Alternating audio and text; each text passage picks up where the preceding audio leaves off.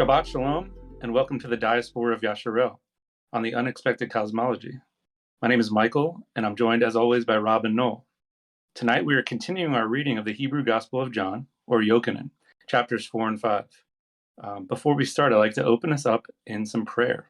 So if we can just bow our heads.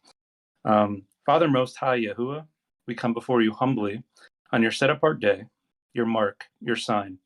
We ask that you be with us during the study as we hope to get deeper in your word, to learn more about you, your Son, and your set-apart ways. We pray for wisdom and understanding and ask that your Spirit is with us tonight. We also ask that you water any seeds that are planted and let no false words come out of our mouths. We love you and are all so thankful for this opportunity to come together, fellowship, and read your word. Amen. All right, now I'm going to hand it off to Noel as he starts and reads Yochanan chapter 4, 1 through 45. Thank you, Michael. I can't believe we're already on our third week. Before I begin reading, I just wanted to say this has been a pleasure starting our online Sabbath church with both Michael and Rob. And as Michael called it, the Diaspora of Yasharel. I didn't really start to get to know them, Michael and Rob, until they visited my house last spring, but was immediately awed by their depth of knowledge, particularly their careful consideration and desire to seek out the hidden mysteries throughout Scripture. Now, in future broadcasts, I hope to put my mug onto camera, just like Michael just did just now. I chose not to this week as a precaution.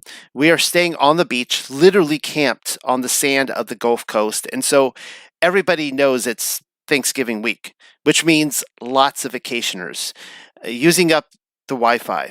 So for now, and at the threat of being overly robotic or choppy, which may indeed happen tonight anyways, everyone will just have to be content with my voice. So let's go ahead and start reading. This is the Gospel of Yochanan, chapter 4, and of course we'll be reading from the Hebrew, or the English Targum of the Hebrew. Then when Yeshua realized that the Parashim realized that Yeshua made Talmudim and immersed more than Yochanan, although Yeshua did not immerse, only his Talmudim did, they left Yehuda and went to Galilee again, and he had to pass through Shomron. So Yeshua came into a part of Shomron, which is called Sukkar, near the place which Yaakov gave to Yosef his son. And the spring of Yaakov was there. So Yeshua, being weary because of the way, sat by the spring, and it was about the 6th hour of the day. Then a woman came to draw waters. So Yeshua said to her, "Give me some water to drink." Now his Talmudim went into the city to buy some food. Then the Shomronite woman said to him, and of course Shomronite for a Samaritan, "You who are Yehudi, do you ask of me to give you water to drink while I am a woman from the place of Shomron? For the Yehudim do not hold company with the Shomronim." Yeshua answered and said to her, "If you had known the gift of El, and who he is who asks water to drink, you would perhaps ask him, and he would give you living waters." The woman answered him, "The well is deep, and you do not have something with which you can draw water. So how can you give me living water? Are you greater than Yaakov our father, who gave this well to us, and he drank from this well, and his sons and his cattle?" Yeshua answered and said to her, "Whoever drinks of this water will have thirst again. But whosoever drinks of the water that I will give him will not thirst in eternity. But the waters that I give him will become a spring, leaping with everlasting life." So the woman said unto him, "Give me those waters, so that I will not have to thirst, and that I will not have to come here to draw waters in eternity."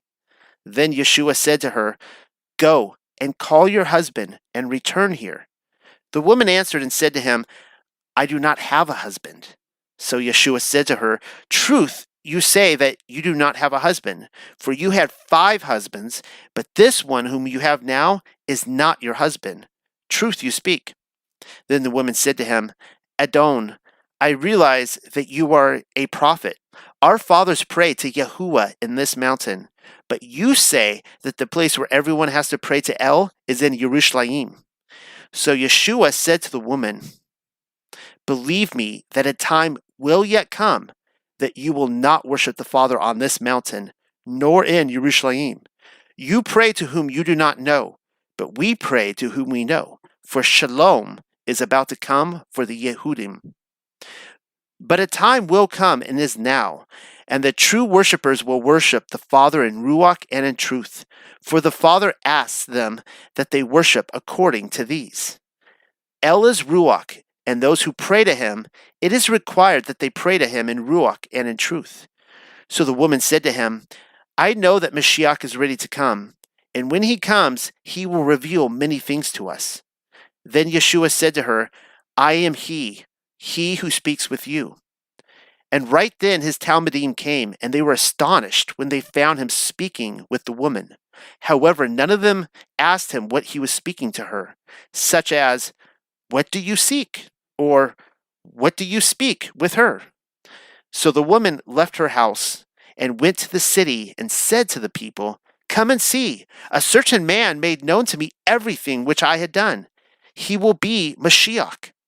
Then they went out of the city and came to him. Now, in the meantime, his Talmudim had entreated him that he should eat. But he said to them, I am about to eat something that you do not know of. So the Talmudim said, is there someone who brought him something to eat? Then Yeshua, I always laugh when I read that line. Then Yeshua said to them, my food is to do the will of him who sent me, in order that I can fulfill his work. Do you not say that there are 4 months from now until the time of the harvest? Behold, I say to you, lift up your eyes and see that the crops of the harvest are white already. And he who gathers hires you and gathers fruit according to your everlasting life, in order that he who sows and he who gathers may be glad together. For in this case the word is true that it is one who sows and another who gathers. I am sending you to gather that which you have not burdened in. Others are they who burdened over it, but you are entering into the labor of their hand. Many Samaritans or Shamronim of that city believed in him because of the words of the woman who did witness of him, that he told her everything she had done. So when the Shamronim had come unto him, they entreated him that he should stay there with them. So he stayed 2 days, and even more people believed in him through his words. And they said to the woman, we do not believe through your words, but we ourselves, we heard him and know this is, in truth, the Savior of the world. After 2 days he departed from there and went into Galilee, and he gave witness that no prophet has honor in his own land. Then when Yeshua came into Galilee, the Galileans received him because they saw everything he did in Jerusalem in the day of the feast, when he came to the day of the feast. All right, Rob, take her away. All right. So what I'll do is I'll point out some of my findings here, or dive into some of these verses, and then we'll do a more of a round robin dialogue instead of me going through the whole chapter. This way to give more of a conversational flow. So what I'm going to start with at the beginning here, with this interaction between Yahusha and the Samarite woman, is it's interesting. Yahusha notices the Pharisees at the beginning here. Says Yahusha realized that the Pharisee realized that Yahusha made the Talmudim and immersed more than Yochanan. I want to start with that first. And what I thought was that when Yahusha realized that they knew, he had to more or less skate out of there because of the attention that it was bringing to him. Because as we read, he starts out his ministry where he's going into the people, ministering to them, and then once the quote authorities or the Yahudim get involved, he needs to move on because he knows their heart, he knows their intentions, and so forth. So I just wanted to point that out that we see that almost like a constant thing where it gets to a point where in his situation he has to move and move forward and move out of that scenario that he's in, whether it's in a huge crowd or whether the authorities are coming in, etc. So I just want to point that out. That was only on verse 1, so I just touch on that. And then second, I want to touch on real quick is that a nice little fact here that this story is not in the other gospels. It's this one of Nicodemus and the water and the wine, and so it's interesting that it's only in Yochanan that we're reading and hearing about this. So any comments on that, guys? On the first few? One of the well, Michael, did you want to? I'll let you jump on that first. Nothing on those points, but I guess if we're starting off like with 1 and 2, I had a question on why don't you think Yeshua did not immerse people? I thought that was interesting, and I couldn't really find many answers. Do you guys have anything on that? And then I also have some things on the Samaritan woman, but we can get to that in a bit. That's a question that I've actually never thought about, and so I could kind of just speak out loud right now, but I actually have no comment on that. What I do want to say, though, Rob, is I actually just lost what you were bringing up. Well, yeah. What was the two things was Yeshua always on the move with the authorities coming in, and in those scenarios, it's like once the popularity starts to happen, he has to move on out. Well, on that point, there was another point you made, but on that point, I did want to address that because in Yochanan 4:1, I actually always find that phrasing a little bit kind of funny. It's like Yeshua realized that the Pharisees realized that Yeshua realized, and this is so. Everyone who's listening to this, and I probably need to clarify this week after week, that I assume that most people listening are Torah pursuants in some way, and this is going to kind of maybe I don't want to step on any toes here, but I think Michael and Rob will agree with me. I don't think any of us are Trinitarians. I personally believe that Yahusha is literally the only begotten Son of the Father, that we're not seeing some sort of... This is one of those where people would really hone in on Yahusha's humanity here, because here we see it says Yeshua realized something. And so this is one of those verses where a Trinitarian would insert Trinity here and then gasp at the implications. This almost like this duality that becoming man. And what I would argue here is that what we're simply seeing here is Yahusha's character. He knows much, but not everything. And this is something that he just didn't know. He realized that the Pharisees realized that he realized something. And I just think this gives insight into his character. And I will jump ahead here real quick, and I don't want to derail anything, but I did want to address this point, was in John chapter 5:19, and we'll read this a little bit later tonight. But I think these two verses connect really well, and I've just lost chapter 5. Oh dear. Why is it not coming up? Oh yeah, here's what he says, and he's actually talking to the Pharisees here, and it says, Yeshua answered and said to them, truth, the Son is not able to do anything to you from himself, only that which he sees done by his Father. For the things which he does, the Son does just like them. For the Father loves the Son and teaches him everything he does, and he will show him greater works than these, because, you are not amazed. And so I just kind of wanted to throw that out there, that Yahusha is not all-knowing. And nowhere is this like a residue of like some sort of, split between him and the Father. Like his, I don't even advocate modalism that, Jesus is the Father and the Father is Jesus or whatever else. It's literally what we see in this context here is that Yahusha does everything he does because he observed his Father directly and he, responded to it. He acts exactly as the Father acts. That's all I wanted to touch there. So hopefully that didn't derail anything. Rob, before No, you continue, I think we should. I have some like basic stuff on the Samaritans that we can go more down on that. They believed in Yahweh, but they worshipped them at Gerizim instead of Jerusalem, and they adopted their own syncretized worship practices. And here's what I thought was interesting: they had their own Pentateuch, but it was in Aramaic. So I thought that was different than the Hebrew Pentateuch. So they're very close, but they did have also differences as well. And Rob, you can continue. I have way more in the Samaritans, but I thought that was a good intro on it. So.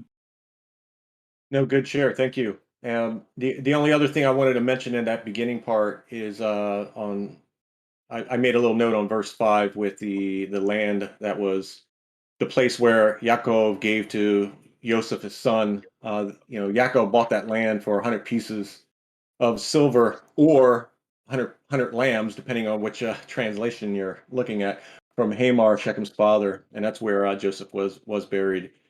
That and then another point I wanted to point out on verse 9 regarding the Samaritans is an interesting fact. When we're talking about the Samaritans here, you think about the 10 lepers that were healed by Yahusha, that the one that came back and thanked him, he was a Samaritan. So just a few more things on that. And then verse 10, I'll go into next go around here. I'm going to go deeper into that one. So any thoughts on those verses?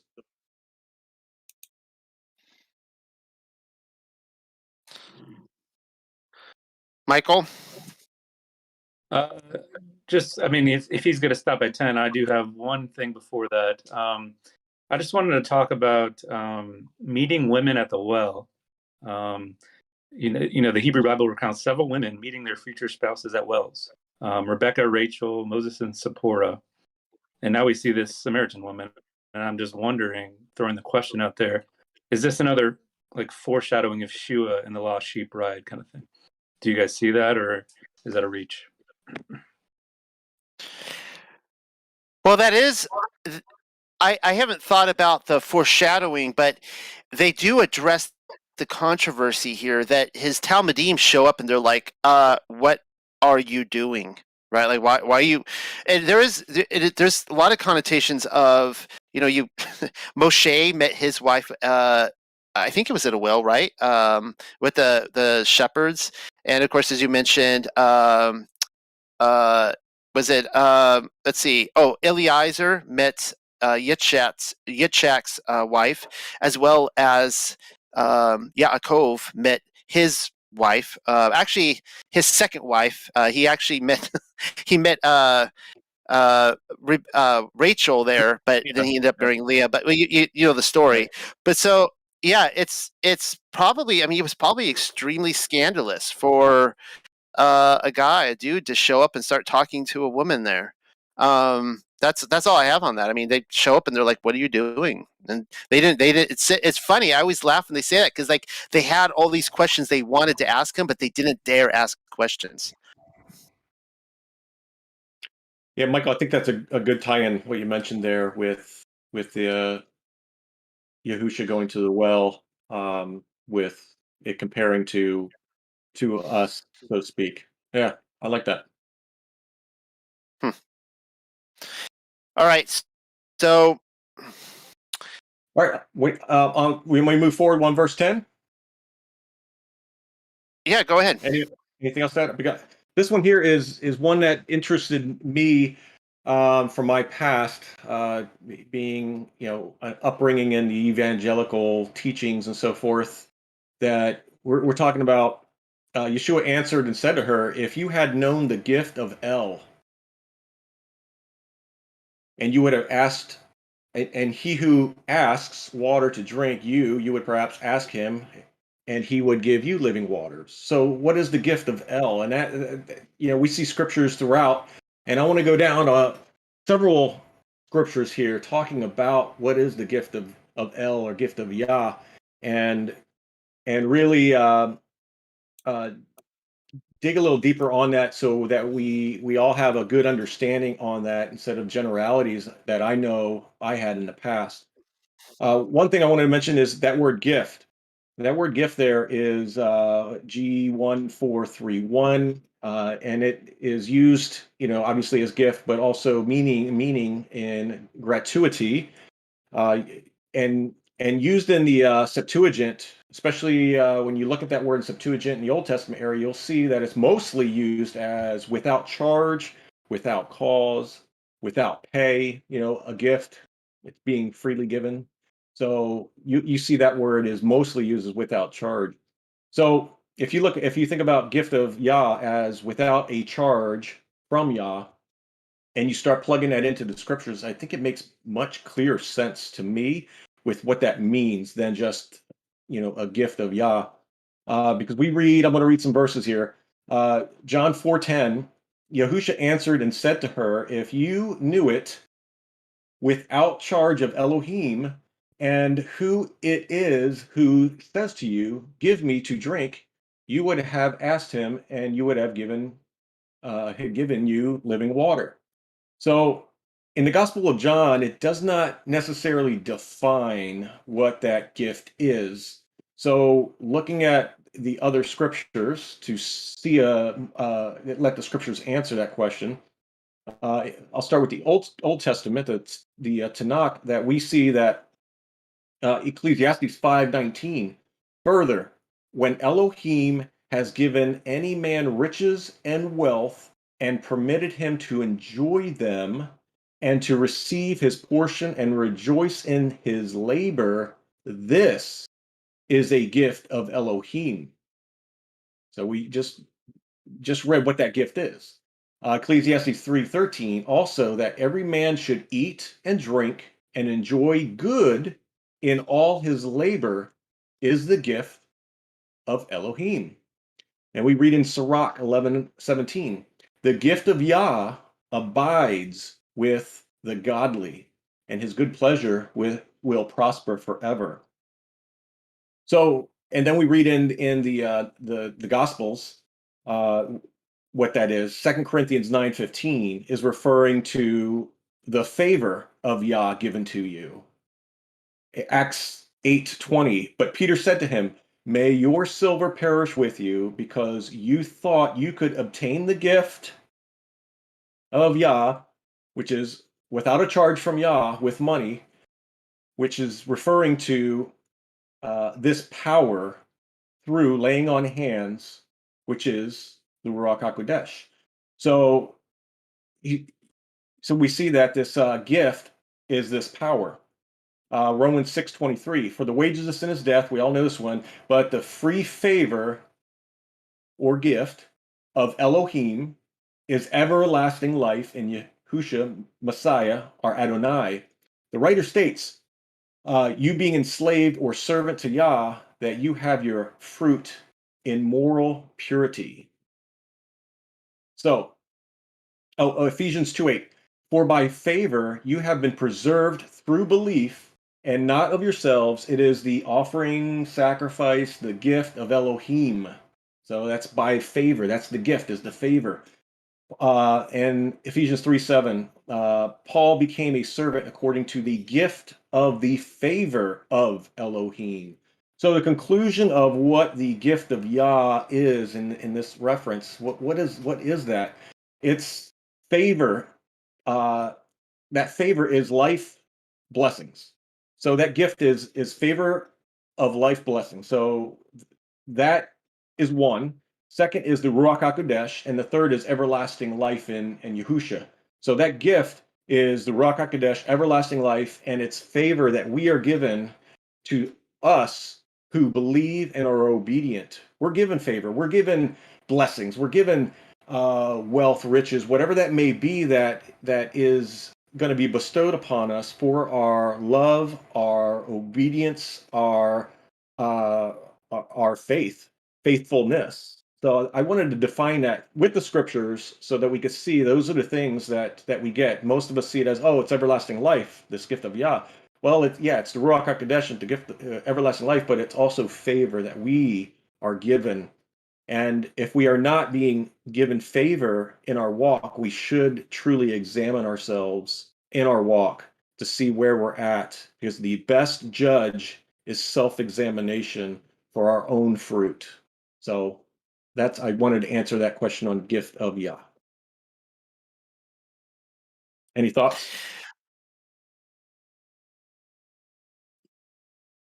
I had something on the living waters, but if Noel has something, you can go first.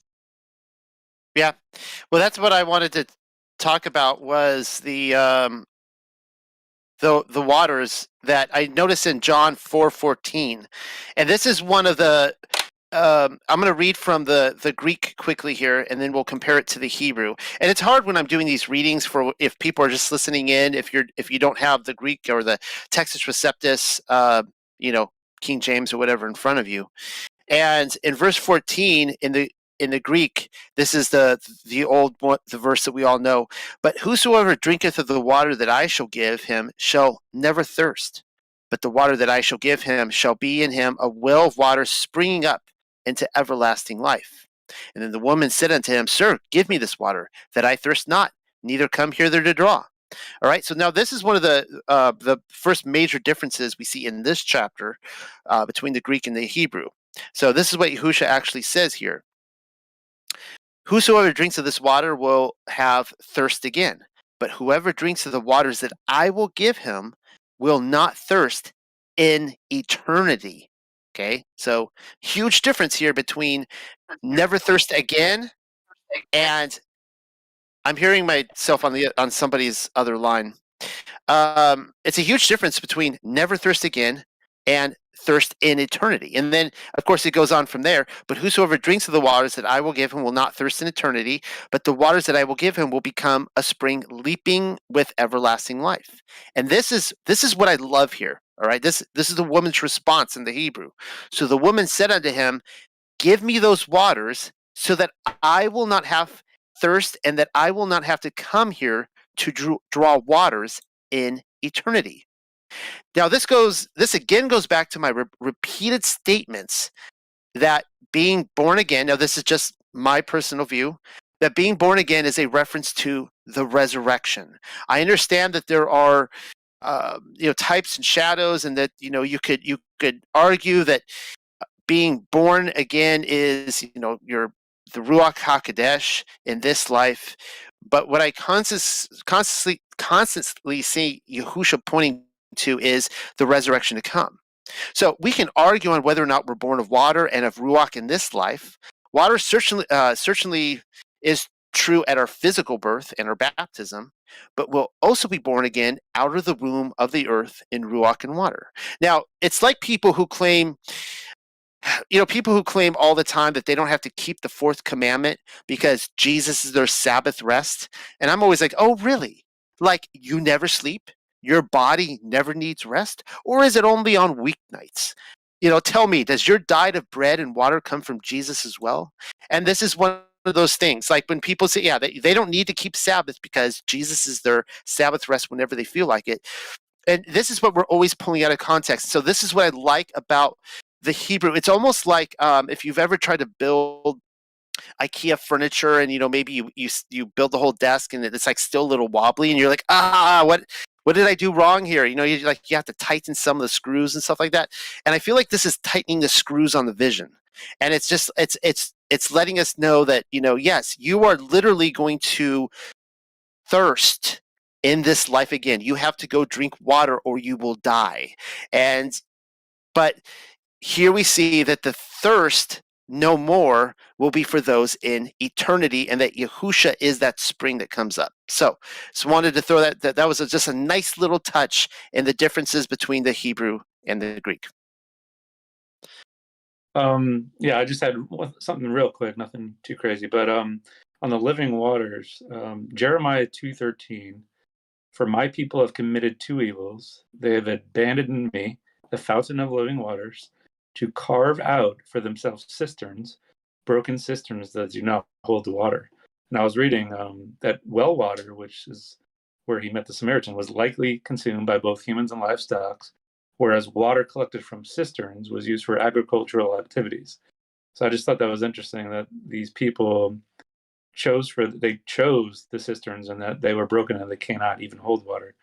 And then I wanted to reference Rob and I's presentation we did on wisdom and the Holy Family, that the power of Elohim is water, and that is half of your baptized body, and it's very important. And I just emphasize to do a study on the living waters, and you'll be amazed on what it shows you. But that's all I have for 10. Yeah, regarding the water, I can add something to that too, is that in when we read in John chapter 7, 38, 39, it references the rivers of living water from within is the Ruach Hakodesh. So we see here a tie-in between the Ruach Hakodesh and also between Yeshua.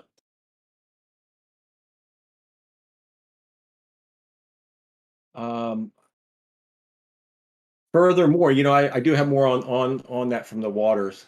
Also in Revelation 21:6, he said to me, I have become the Alpha and the Omega, the beginning and the end.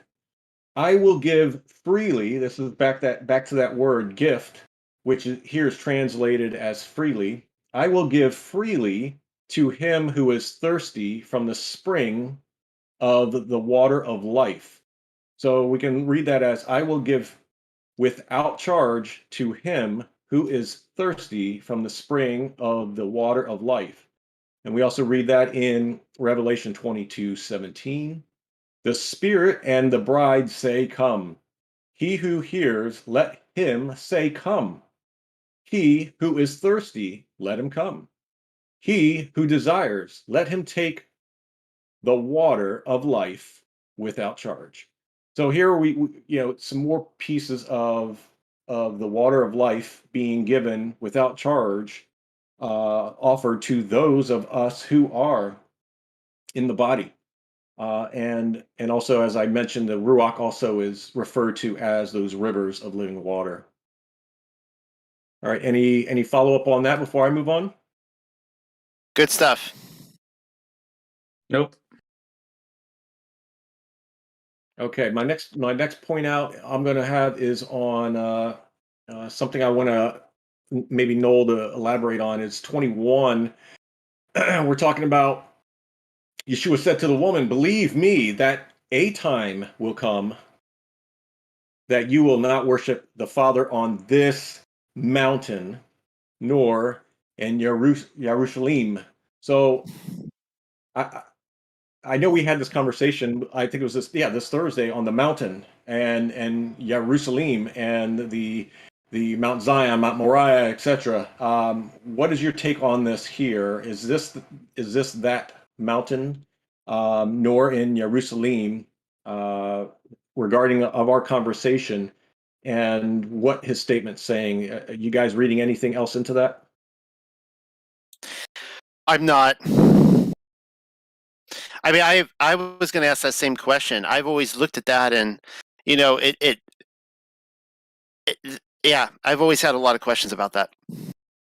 Okay. The only thing I have to Michael? add is the only thing I have to add is just what I added earlier, that the Samaritans worshipped at Mount Gerizim instead of Jerusalem. So I think it's kind of referencing the Samaritan take on that.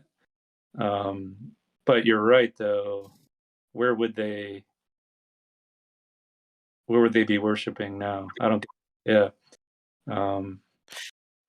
Now, keep in mind here the context. I mean, what really threw me off, and I don't have an answer for this, is in verse 22. It reads differently in the Hebrew and the Greek. The Greek says, "Ye worship ye know not what, we know what we worship, and this is the change, for salvation is of the Jews, or you could say for salvation is of the Yahudim. But here he doesn't say that. He says, for shalom is about to come for the Yahudim. So, I don't know. I mean, that's the context here to the mountain that, you worship on this mountain, we worship on that mountain, and you're about to not worship it either.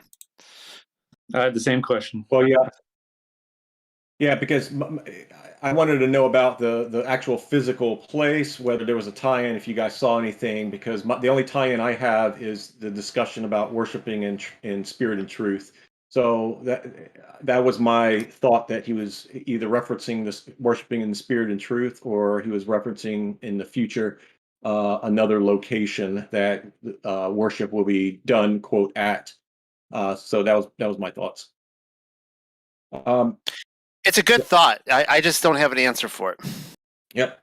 Okay. Now, 23 and 24, where true worshipers will worship the Father in Ruach and in truth.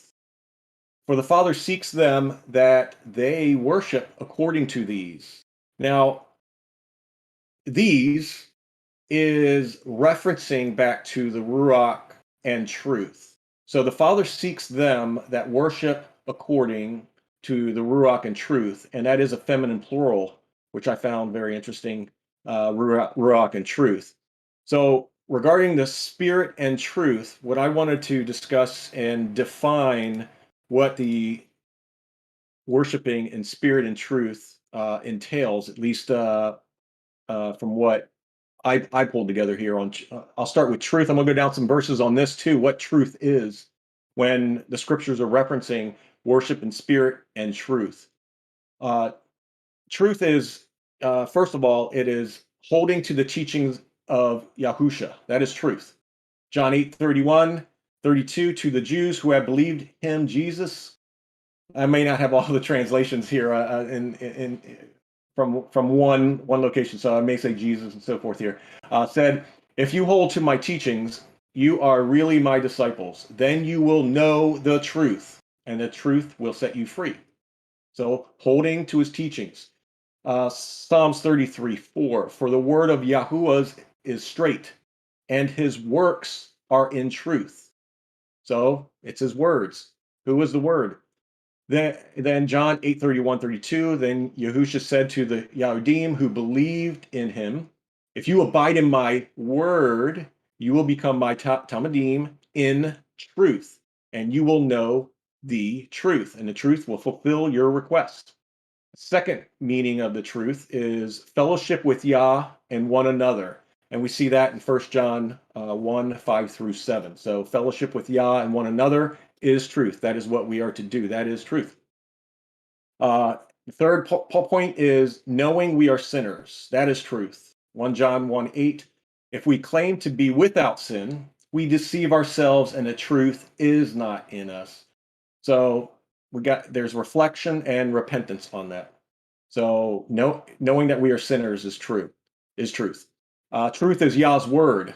I just mentioned that in John 17:14 through 19.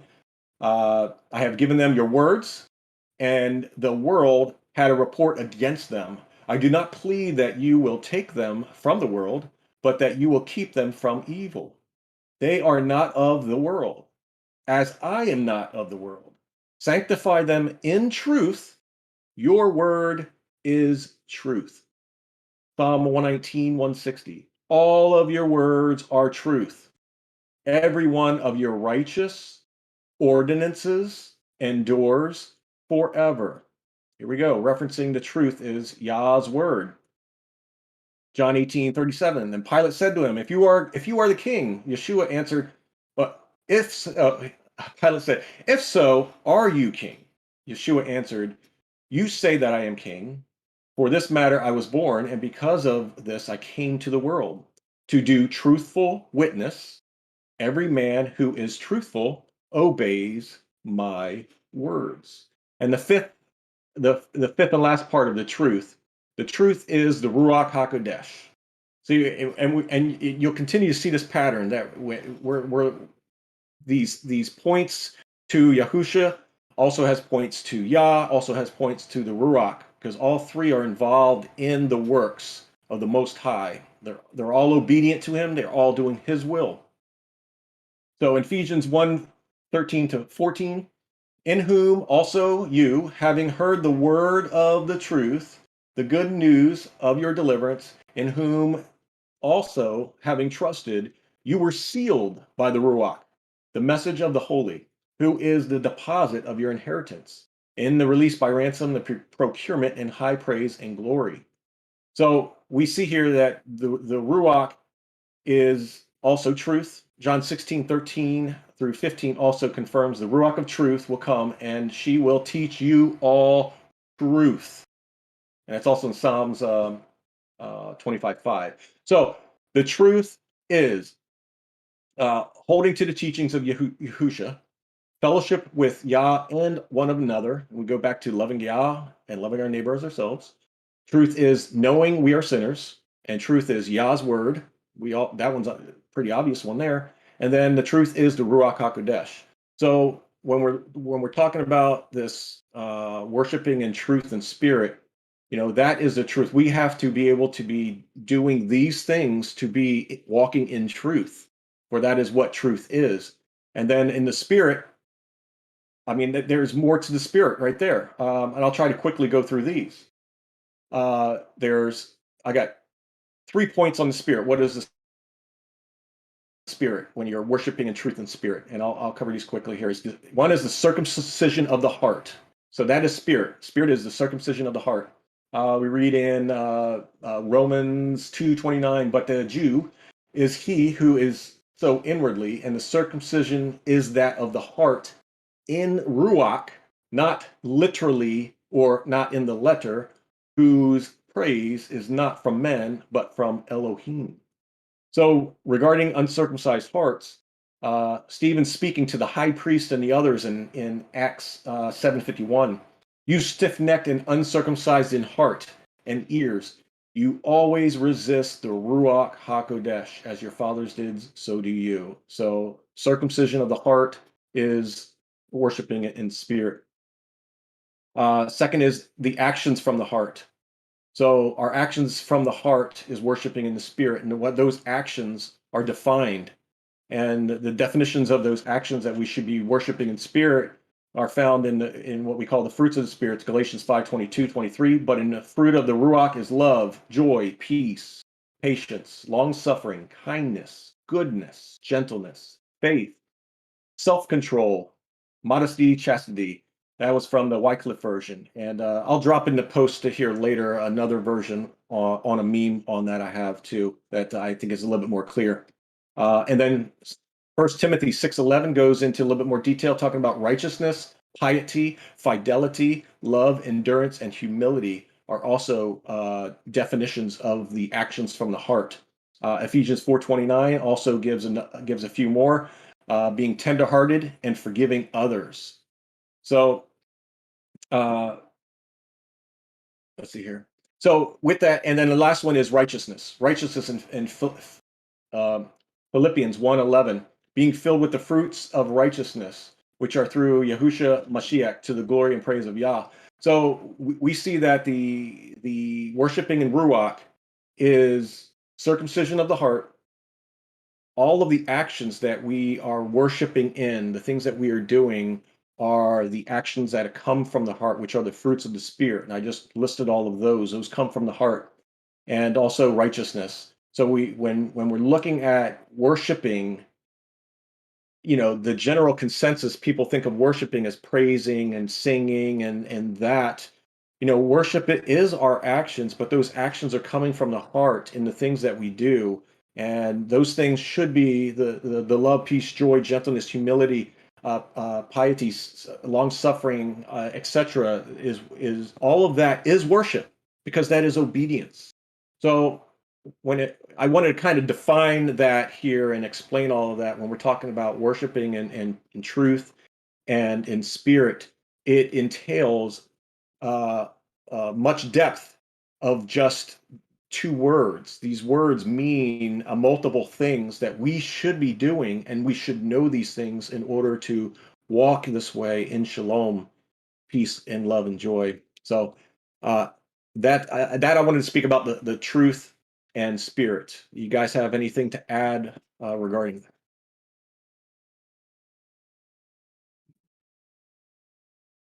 If no, I only have something real quick.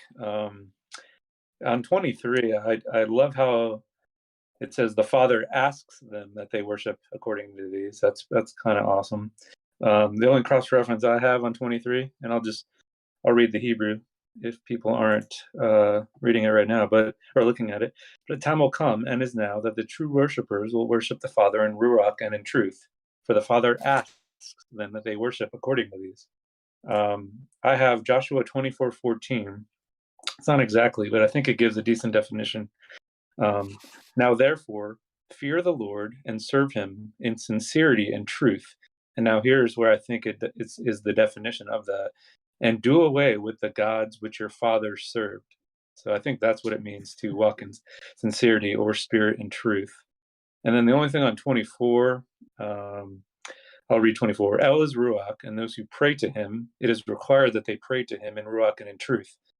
A lot of the rebuttals on the wisdom topic is that me and Rob would get is that, the Father isn't a spirit. He's so much more than that. But I just love how the Hebrew literally says El is Ruach, and it says it's him.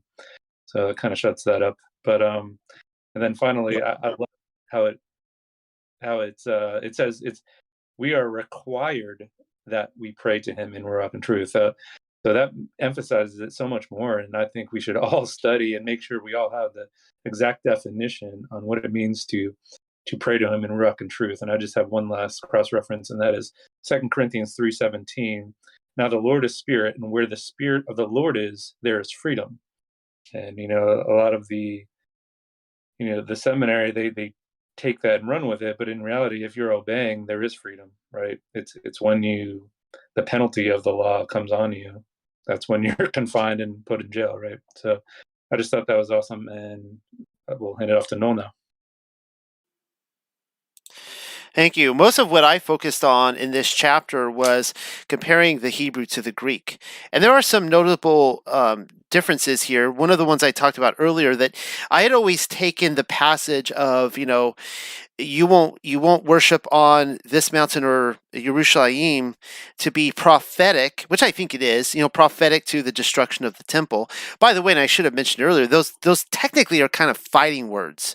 I mean, if he was saying this privately to the woman, but if he's actually going around and, there's a reason why he was crucified, guys, right? Like, if he's going around and he's telling people you're not going to be, I'm taking that power away from those people, the temple, they're not going to be worshiping there. Those are fighting words. That's a matter of getting people really upset. Now, before I give my further observations of this chapter, I want to give a quick story about that in my own experience. 20 years ago, when my wife and I got married, we decided that at our church, we wanted to start a young marrieds group and invest in young marriages because our church didn't have one. Well, the church elders and pastors quickly told us that they were not interested in a young marrieds group, that they were not going to have that at their church.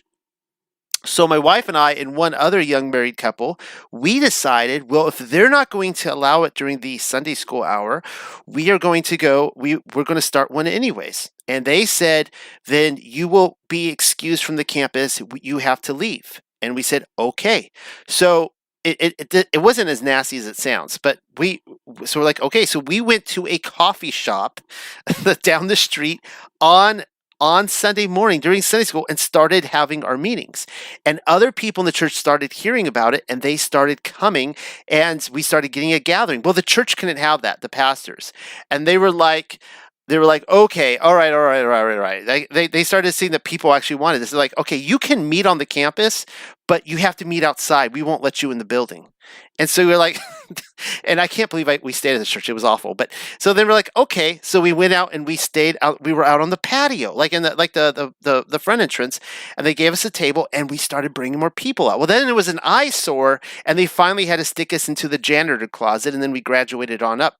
But this is what kind of I read of that passage when he's saying, like, yeah, you're not even going to be worshiping the Father in Jerusalem. Like, it's going to be elsewhere. And the only thing that throws me off is when the Hebrew adds that the Yahudim will have shalom, which I find a little, I can't explain that. I don't know what that means.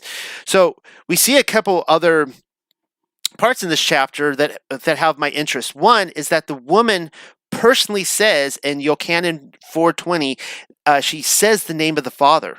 Now, of course, in the other one, it says, our fathers worshipped in this mountain. But here it says, our fathers prayed to Yahuwah in this mountain. I always love to see that. And we've seen time and again, I pointed out the first week that we never see the name of the Father in the Gospel of John in the Greek, which tells us they took it out. Why? Was that hostile?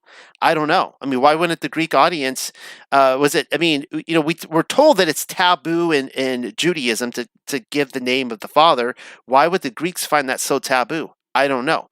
Well, next, that leads me to John 4:25 in the Greek, which says this, the woman saith unto him, I know that Messiah cometh, which is called Christ. When he is come, he will tell us all things. That's a really weird statement that she says, I know that Messiah cometh, and then she adds, which is called Christ. Why would she say that? Why would she suddenly speak to Yahusha and say, in Greek, that means, you know, he's called Christ? And this is one of the things that many commentators have insinuated or stressed, that this book was written to the Greeks and not the Yahudim. We saw in the first chapter that's not true. And what do you know? In the Hebrew, it doesn't say that. This is how it reads. So the woman said to him, I know that Mashiach is ready to come.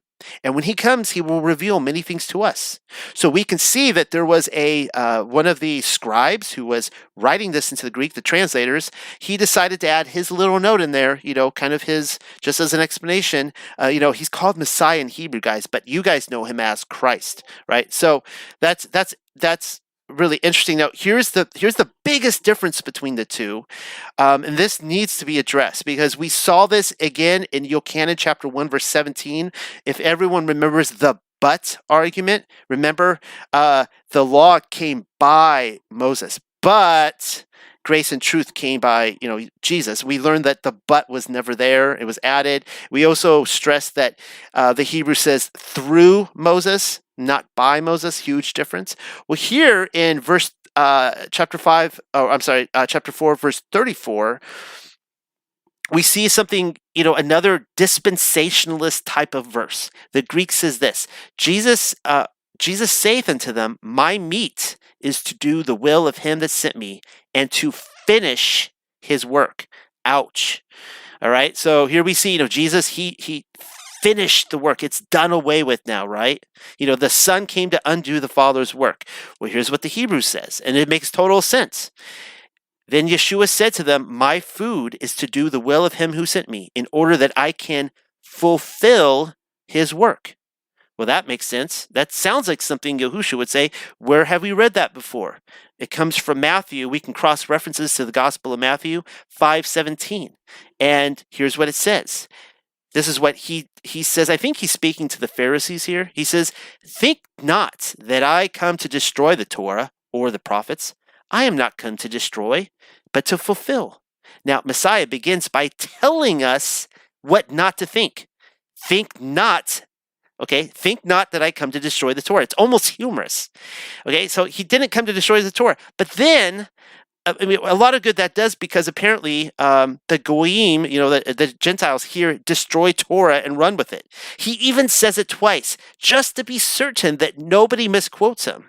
Okay, so he said, after saying think not, he reminds us again, I am not come to destroy, guys, but to fulfill. And of course, people hear the word fulfill and they say, oh, well, that means destroy. Even though he just told us it doesn't mean destroy. So I wanted to throw that in there. Those are the big differences I saw between the Greek and Hebrew. Rob, back to you.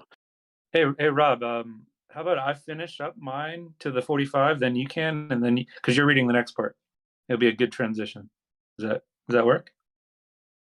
I mean, I'm fine with that. I only got two other things to point out on this one, but go that is fine. But regarding Noel's piece there, that was very interesting to catch verse 25, which is called Christ. To me, it looks like it was like the translator added that just to clarify and to show that whoever was translating this wanted to identify what that meant to the Greek reader.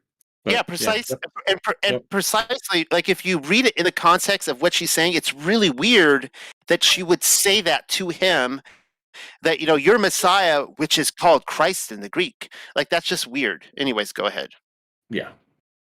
And All right, it's Michael, you want to go? sure. And it's weird that they didn't put it in parentheses like the KJV usually does when they insert words. They're basically insinuating that was in the Greek. And like Noel said, I don't think that's possible. But I just had three things to finish off this first part, and then Rob will give his commentary and then read the second part. 26, Jesus saith unto her, I that speak unto thee am he.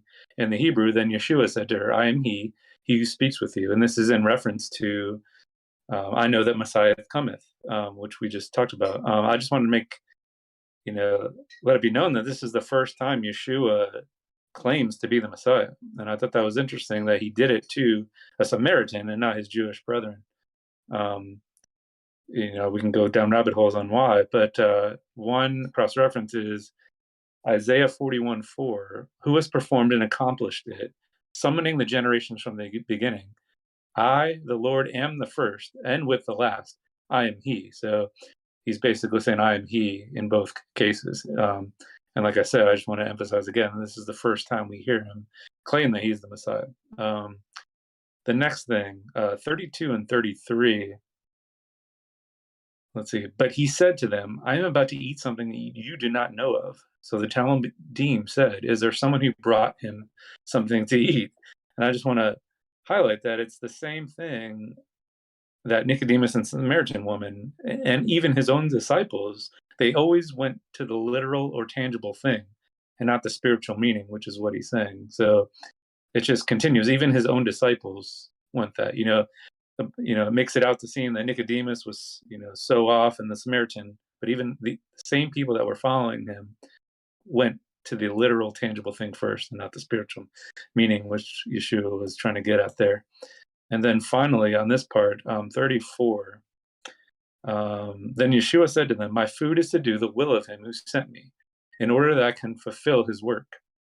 And my food is to do the will of him. And I'm asking the question, how can the will of the Father be a separate religion? I just can't, having not grown up in church, I just can't see it. I just can't see how it's a separate thing. He says it so many times, he's doing the will of his Father, and that's his food. And I'll just end it here with the Deuteronomy 8:3 passage that talks about, and he humbled you and let you go hungry and fed you with manna, which you did not know, nor did your fathers know, in order to make you understand that men shall not live on bread alone, but shall live in everything that comes out of the mouth of the Lord. That's the food. So manna from above. And with that, I'll just give it up to Rob. Thank you. Well, I'll comment on 34 there too. Is my food is the will of Yah, that I may perform his work. This world is talking about sustainability. Well, that sustainability is the food. That food is the will of Yah. That's sustainability, and we know that. We understand that if we want to have an everlasting life, it is to be and do the will of Yah. And we have two verses that I'm going to read to confirm that. Psalm 40, verse 8. I delight to do your will, my Yah. Yes, your law is within my heart. And then we read in Job 23:12, I haven't gone back from my commandment of his lips. I have treasured up the words of his mouth more than my necessary food. So we understand that when he's referring to the food is the will of Yah, that is the sustainability of doing and walking out his commands, his will, what he wants done. So just further expounding on that, Michael. I think lastly I had on this one little comment on verse 40. They stayed 2 days. Yeshua stayed two days in Samaria. I think it was because they entreated him. They begged him to stay. They believed in him, and because of that, and we read many times, even in I forgot the proverb that talks about, will not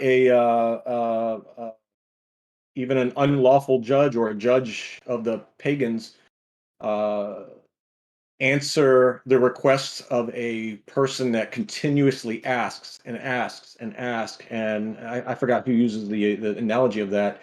I'm going off the top of my head right now, and this reminds me of that if you beg and entreat and pray, and it talks about us humbling ourselves and praying and persistently praying, then we grab the attention of our Father. That's for sure. All right, anything to add before I move on and start? No, sir. Go right Okay. on ahead, Rob. All right, I'm going to finish chapter 4 and then do part of chapter 5. So, chapter 4, verse 46. Then he came again in Galilee, to the place where he had made wine out of water. Now there was a small king there who had a sick son in Kephar Nacum. So when he heard that Yeshua came from Yehuda in Galilee, he went unto him that he would come down to heal his son, for he was in danger to die. Then Yeshua said to him, will you not believe except you see signs and miracles?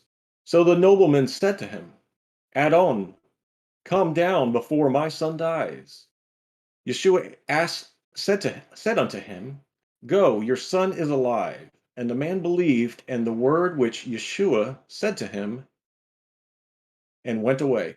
So after he was content to go down, his servants came up to him and told him that his son lived. So he asked that they should tell him the time that the well-being returned to him.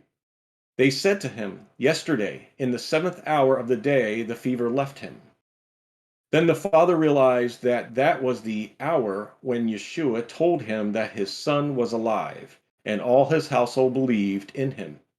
This was the second sign that Yeshua did in Beit Galilee when he came from Yehuda. Chapter 5, verse 1. Well, I think we should stop there and finish it out with commentary, and then you can read. Let's finish it out. No, yeah, I agree. So go ahead, add what you got there.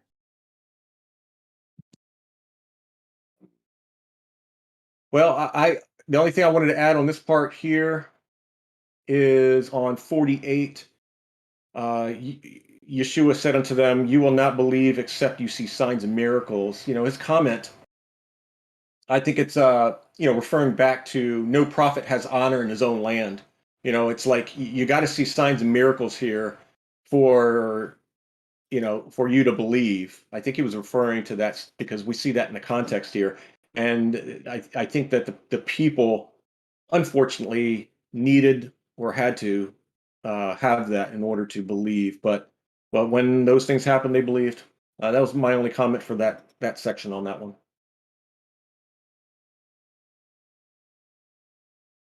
Yeah, I didn't have anything either, Michael. If you had something, then Rob, just keep reading. Oh, sorry. Yeah, I did real quick. 2 things. 47. I just wanted to point out that so when he heard, so basically Capernaum, or what's it called in the Hebrew, Capharnaum, to Galilee is 15 miles, and Yeshua walked that in order to heal this sick son. So I just thought that was a nice little detail there. And then finally, number 50. Yeshua said unto him, go, your son is alive. And the man believed the word which Yeshua said to him and went away. And I just have a cross reference. 1 Kings 17:23, Elijah then took the boy and brought him down from the upstairs room into the house and gave him to his mother. And Elijah said, "See, your son is alive."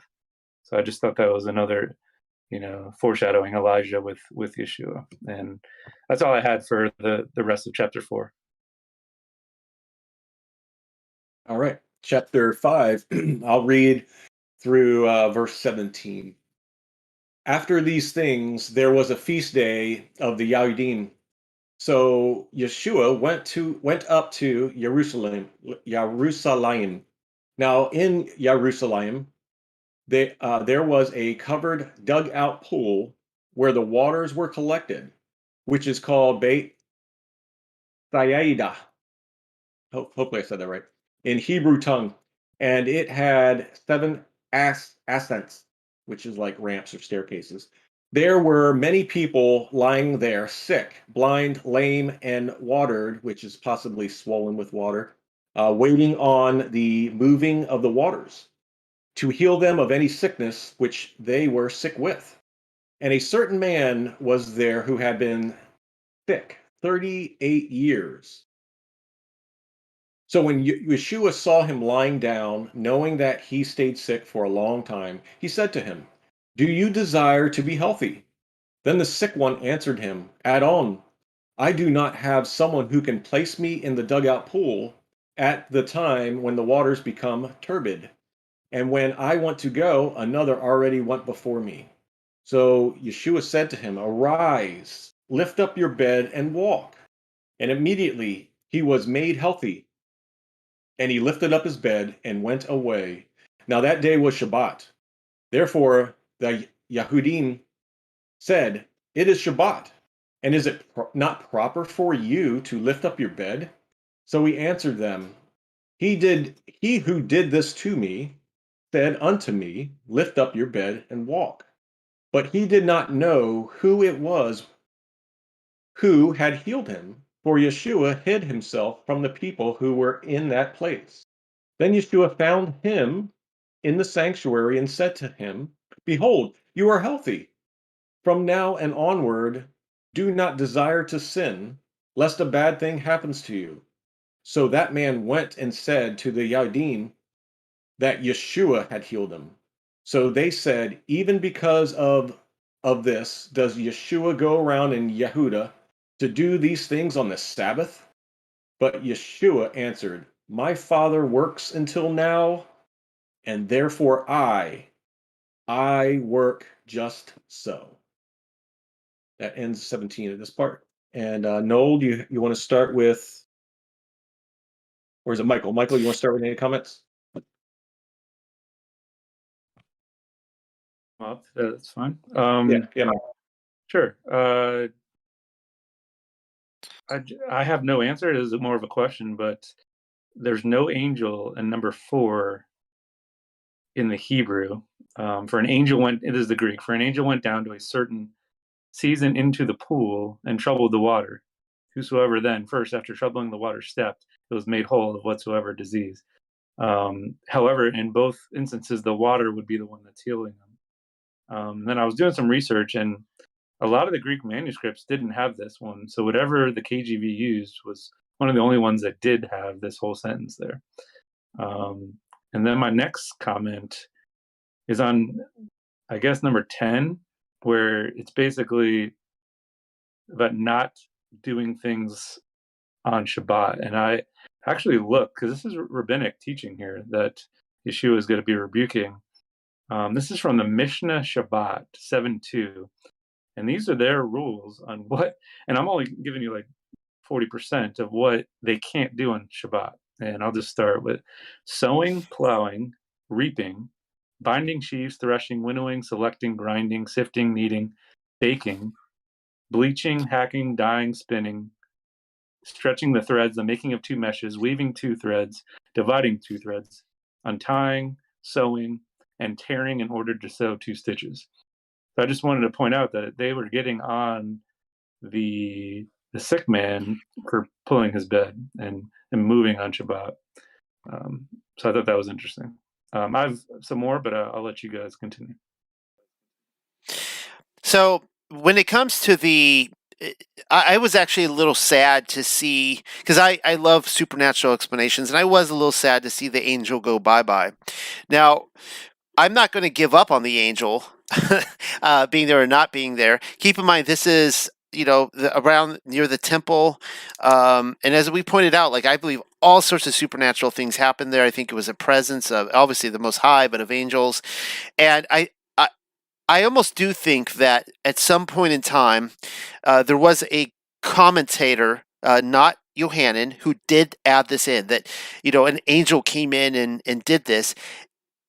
And there was probably, reason for him to do so, because we see here that the guy is talking about the waters becoming turbid. And I was even trying to figure out, like, what does that mean? And it still seems like there's this context that the waters would begin to get stirred, and they would try to get in the water, and he couldn't get in. Well, what's going on? And I think that's probably what this original scribe, who ended up in our King James Bibles and so on and so forth, eventually added this in. And that can get us into trouble, because we see several other instances just in the Greek alone where things were added.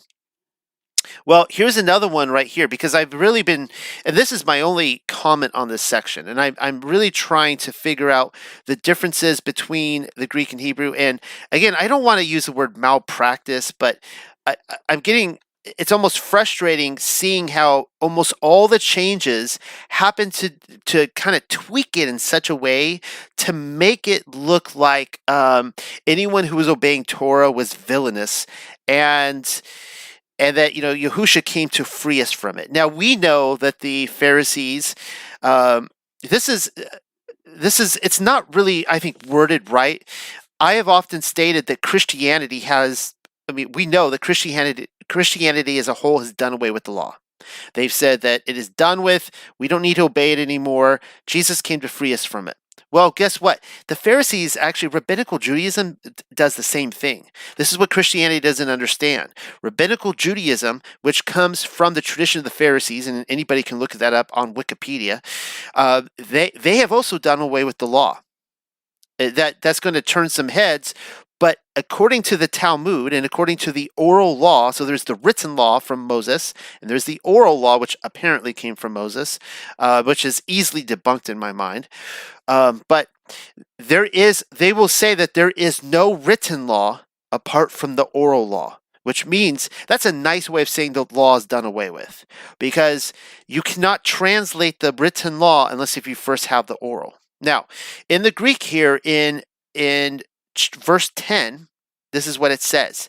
The Jews therefore said unto him that was cured, the man who was cured, it is the Sabbath day. It is not lawful for thee to carry thy bed. Now, in the Hebrew, it says this: it is Shabbat, and it is not proper for you to lift up your bed. Now, this could be just a tomato argument, but when I read this, this is one of those passages where Christians really do read this and go, see, Jesus did come to break the law and do away with it. He was breaking the Torah. But that's not even what, in the Hebrew gospel, not even the Pharisees or the Yahudim are claiming that. They are saying it is not proper. And I think I think it's just it's those little tiny details that really change our perspective. If they are talking about it is not lawful, they're clearly talking about the oral law. I think we can all hopefully agree on that. But proper is more in line with, tradition. This is our traditions. You are breaking our traditions. This is rude behavior. It's almost the way I read that. So, all right. That's all I have on that. All right. Regarding the what you mentioned there with the angel, also same interest in that being removed or not there, or mentioned, because it is quite interesting of what is stirring this water to provide healing. Is it something that we read that Jacob did with the the sheep and his herd and so forth, with the wood and the water troughs of the animals, having them turn spotted and so forth. I mean, we all know that herbs and so forth can provide healing to the body and so forth. So maybe there was something like that going on. And I will read. Actually, I'll read something referring that. So on verse 5, when it talked about this man who had been sick for 38 years, I thought, okay, is there anything in 38 that may be that we could touch on with scripture, any meeting or anything, any sort of tie-in for that? And when I looked up, when I was reading Sirach 38, as I read it, I thought, wow, this really fits in with this man being sick for 38 years. And Sirach 38, 1 through 14, speaks to Elohim created medicine. And I'm going to read that so we can see what that says, what that means. In Sirach 38, 1 through 14, honor a physician according to your need of him, with the honor due to him. For truly the Lord has created him. For when the Most High comes healing, from the Most High comes healing, and from the King he shall receive a gift. The skill of the physician shall lift up his head, and in the sight of great men he shall be admired. The Lord created medicines out of the earth, and a wise man will have no disgust at them. What was not water made sweet with wood, that the virtue thereof might be known? And he gave men skill, that they might be glorified in his marvelous works.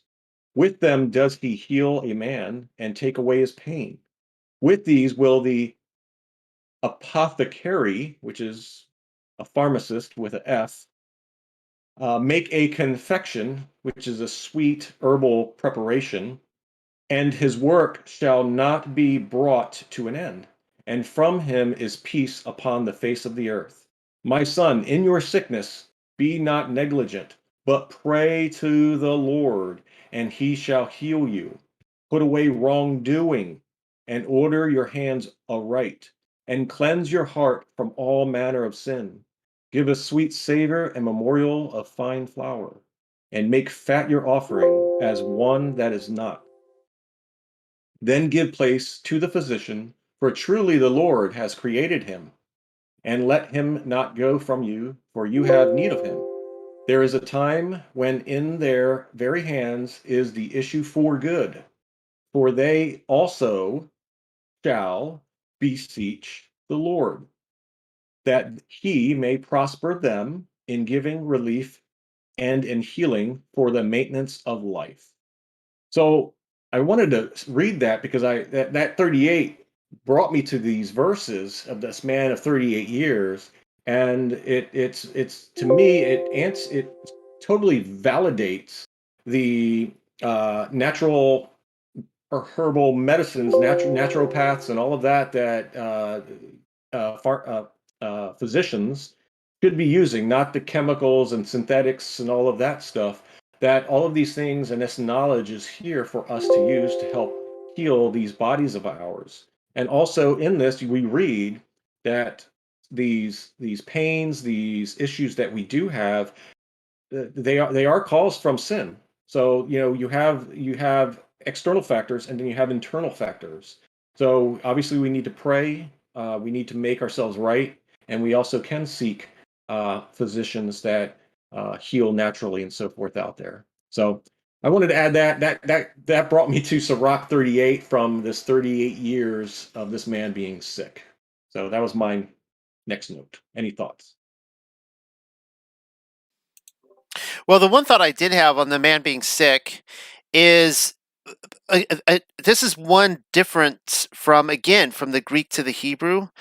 And I want to stress here that I probably don't take the traditional view, because I take Torah literally, where it says, you choose the blessing or the curse based on our decisions. Either we obey Yah and we receive a blessing, and people who are in this Torah movement will say that, when they, they're adult people and they haven't been living for Yah, and then they turn to him and start obeying their law, and they notice all these blessings coming into their life, right? Well, in the Greek, this is what he actually, what Jesus says. Oh, now I just lost it. Oh, here we go. Afterwards, Jesus findeth him in the temple and said unto him, Behold, thou art made whole. And here's what I want to focus on. Sin no more, lest a worse thing come unto thee. So it seems to be implied here that he's saying, look, you're in this position, at least this is how I'm reading this, you're in this position because you sinned. He doesn't necessarily say that, but this man has been sinning, and this bad thing has happened to you because of the sin, but if you keep on sinning, worse things will happen. Well then, let's read what it says in the Hebrew right here. Then Yeshua found him in the sanctuary and said to him, Behold, you are healthy. From now and onward, do not desire to sin, lest a bad thing happen to you. He doesn't say, lest a worse thing happen to you. He's saying, don't desire to sin, lest a bad thing happen to you. I don't know. I just thought that was again, just a little slight tweak, a deviation from how we read that before. I just wanted to throw that in about the sick guy. Yeah, Michael, I think you hit that on the head with the desire compared to the other one saying just sin no more. We have to take control over the desires and any urges and battle this flesh in that sense. So I think you're right on with that, because obviously doing so will cause a bad thing to happen to you. Yep, I agree. Michael, take it away. Yeah, I can. I just had a question on number 16, and then I had a lot on number 17, and then I can read the next part. But the question is, there's a difference in number 16, and therefore in the Greek, and therefore did the Jews persecute Jesus and sought to slay him because he had done these things on the Sabbath day. And in the Hebrew, so they say, even because of this, does Yeshua go around in Yehuda to do these things on the Shabbat? So the Greek, they're trying to kill him, where the Hebrew doesn't even say that. I thought that was a big difference, and I wanted to ask you guys if you guys had anything, and then I can continue on 17. Yeah, I noticed that as well when I read it, and I kind of, wonder if it's just one of those little explanatory notes again that, again, some monk, some scribe, whatever, is like, and this is what they, this is what was going on when they were saying this. That's all I've got on it. Quick question. yeah, go for it. Maybe this is completely out of whack, but is it possible that Yeshua or Yahusha wasn't observing Shabbat on this day? Like that they had already gone wrong to the times as spoken of, I think, in Isaiah? And so he wasn't actually breaking Shabbat at all because it wasn't the right day? That's definitely that has been debated. There are other passages in Scripture, in the Gospels, where I could see that insinuated. Here, I don't. Rob and Michael, you could jump in too on this. I don't see it insinuated here. It could be true that he is not. But his entire defense in this is that he's not saying, well, you guys are right. You shouldn't be healing people on Sabbath, but today's not Sabbath. His entire line of defense is sticking up for the fact that he is doing it on Sabbath. And he's saying, look, I'm just doing what my Father does. And in fact, a little bit further on, I don't think we've read it yet. Maybe we'll read it soon, where he talks about his Father's work and how he works just like his Father. So, yeah, I could sympathize with the idea that maybe it's not the right Sabbath day, but I don't see him arguing in favor for a different day here. Rob, Michael, what do you guys think? Well, yeah, I mean, we don't know enough context about this particular sick man's condition as far as home and so forth. I mean, he's been waiting at this pool. Is he homeless? Is he, does he have a residence? Is he laying there just waiting day in, day out? So now that he's healed, he no longer needs to lay there and stay there. So he picks up all he owns and moves on. And here's the Yahudim pointing this out just to just because they can. I don't have enough context to answer that myself, but I think Yeshua somewhat answers that question in 17 when he makes the statement, "My Father works until now." And I know Michael was getting to this, and I'm very interested in if anyone can expound further on this.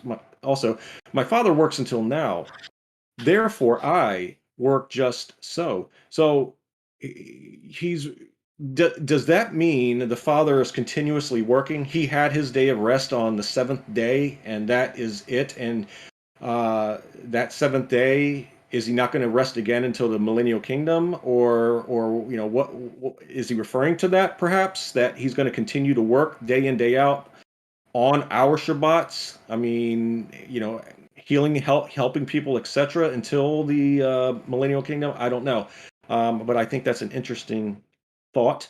And here we see that Yahushua himself is saying, "I work just so." What does he mean by that? Is he actually working on the Shabbat, or is that context more so he's doing the Father's work on Shabbat, which is not breaking the Torah, but it is the Father's will.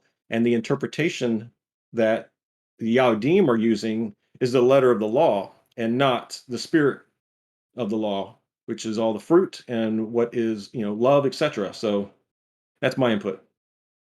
Well, go ahead. Anybody else said anything? No, Michael, go ahead and say what you want, and then I think we are running out of time, so we should probably finish this, because I know that the three of us probably really want to talk about the end of this chapter. For sure. So yeah, I'll do 17 and then I'll finish reading. Real quick on 17, and it kind of answers Rob's question, is that healing people is not work. Doing Torah on the set apart day is not work, in my opinion. We are supposed to be priests in the kingdom. And I just want to point out that priests did work on the Sabbath. So Matthew 12:3, but he said to them, "Have you not read what David did when he became hungry, he and his companions, how he entered the house of God, and they ate the consecrated bread, which was not lawful for him to eat, nor for those with him, but for the priest alone? Or have you not read in the law that on the Sabbath the priests in the temple violate the Sabbath and yet are innocent?" And then 2 Chronicles 23, then all the assembly made a covenant with the king in the house of God, and Jehoiada said to them, "Behold, the king's son shall reign, as the Lord has spoken concerning the sons of David.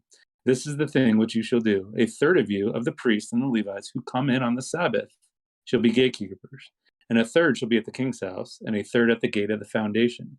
And all the people shall be in the courtyards of the house of the Lord. But no one is to enter the house of the Lord except the priests and administering Levites. They may enter, for they are holy, and all people are to keep the command of the Lord. The Levites will surround the king, each man with his weapons in his hands, and whoever enters the house will be put to death. Therefore, be with the king when he comes in and when he goes out."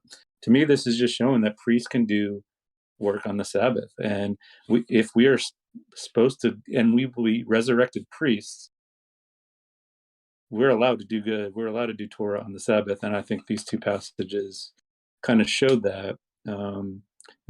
Stop doing the legalistic stuff and start doing Torah, and I think you'll be fine.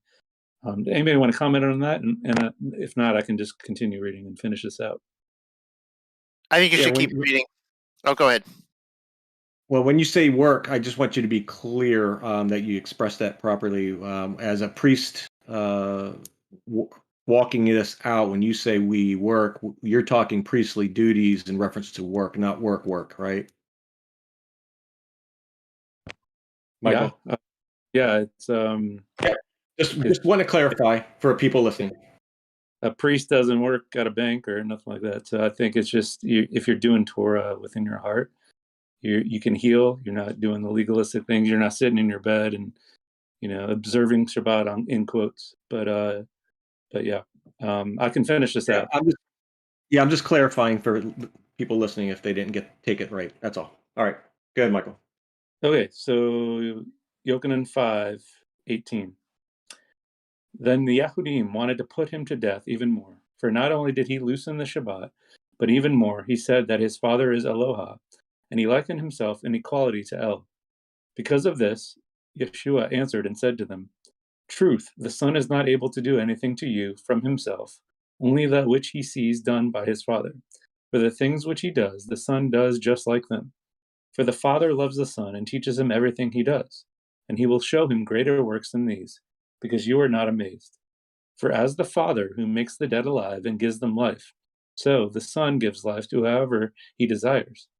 For the Father does not judge any man, but he gives all judgment to the Son, in order that everyone will honor the Son as they honor the Father. Whosoever does not honor the Son does not honor the Father who sent him. Truth I say to you, that he who obeys my words and believes him who sent me will have everlasting life, and will not come in judgment, but will cross over from death to life. Truth I say to you, that a time will come, and is now, that the dead ones will hear the voice of the Son of El, and those who hear it will live. For as the Father has life in himself, so he gives life to the Son in himself. And he gives him power to do judgment, for he is the Son of Man. Do not marvel about this, for a time will come that all those who are in the graves will hear the voice of El. Then they will go out, those who did good, into life, and whosoever did evil, into judgment. I am not able to do anything of myself, only as I hear do I judge. And my judgment is righteous and right, for I do not seek to do my will, but the will of him who sent me. If I do witness for myself, it does not go out as true. There is another who does witness for me. You sent Yochanan, and he did a true witness. I, however, I do not accept witness of man, but I said this in order that you must be saved. You may be saved. He was a burning and shining light and lamp, but you were not willing to rejoice one moment among us. But I have a greater witness than Yochanan, that I fulfill the works which my Father gave me. The works that I do witness for me. He also does witness for me, and in eternity you have not heard his voice, nor seen his shape. And his word is not in you, because you do not believe that he sent him. Take pleasure in the writings, wherein you think you will have everlasting life. And they are those which bear witness of me. But you do not take pleasure in coming to me, that you may have everlasting life. There is no admonishing of men to me. But I know you, that you do not have the love of El in you. I came into the world from my Father, but you did not receive me. If another one comes in to his world, you will receive him. How are you able to believe while you pursue after the exaltations? But you do not seek them, which are from Yahweh alone. Do not be so foolish to think that I am he who accuses you. It is the one Father who accuses, and this is Moshe, he in whom your hope is. And if you had believed in Moshe, you would perhaps believe me. But if you do not even believe his letters, how will you believe my words? Thank you. Okay, so the ending of this chapter is the icing on the cake. It's one of the difference between the Greek and Hebrew. I'm not going to say it yet. I'm going to give Rob the first dibs on that because I think he wants to speak on it, and it's absolutely incredible. And I think Rob knows what I'm talking about. What I wanted to cover a little earlier on in the chapter, there's a couple things I want to touch on really quickly, and I've almost been doing this overkill at this point, but again, in the very first verse that Michael read here from John 5:18, the Greek says this: therefore the Jews sought the more to kill him. And so this kind of actually answers the earlier passage where we noticed, and Michael, you noticed that it didn't actually say that the Yahudim wanted to kill him. It actually does here in the Hebrew. So it kind of fills in those details. But it says, because he not only had broken the Sabbath, stop. All right. So this is what this is a verse that the dispensationalists will jump in and see, yeah, Yahushua was breaking the Sabbath because that evil, that cursed Sabbath, he was freeing us from it.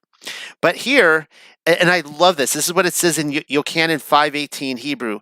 Then the Yahudim wanted to put him to death. So it does say that. The context here is they did want to put him to death. Or it says wanted to put him to death even more. For not only did he loosen the Shabbat. So this is just what we were talking about, Michael, before you started reading, that and Josh threw a comment here in the comment section that he says that Torah isn't work, and that's essentially true. That if we are doing Torah on Shabbat, we can't say it's work. He's loosening it so that people are actually capable of doing Sabbath, because by these oral laws that they were throwing in here, you know, you couldn't. It's like you couldn't even get out of bed even to, like, I don't know. You couldn't pick up a knife and cut a piece of fruit or something like that. And okay. Anyways, what I wanted to focus on before I hand it over is verses 20 through 22, and this really. There's not a lot of difference here between the Greek and Hebrew, but this really stuck out to me. And I just lost it. But this is what it says. For as the Father who makes the dead alive and gives them life, so the Son gives life to whomever he desires. For the Father does not judge any man, but he gives all judgment to the Son. All right. Now, the context here is the salvation of the crippled man. Because remember, the Yahudim are really upset that he healed this man on the Shabbats. And they're like, you have no right to do that. He's like, well, I have every right to do that. So we often think of judgment in negative terms. We hear people say all the time, only God can judge.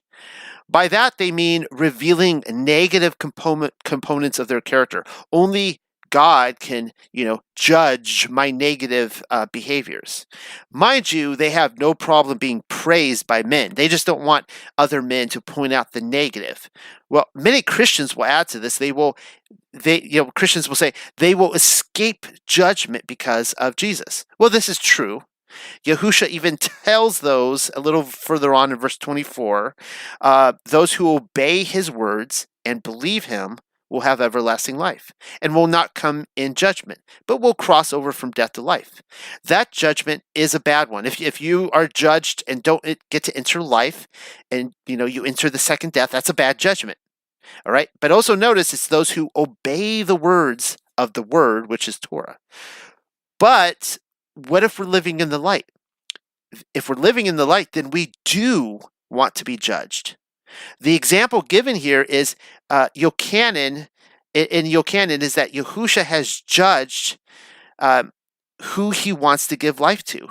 He has healed a cripple. He has judged that he wanted to heal that cripple.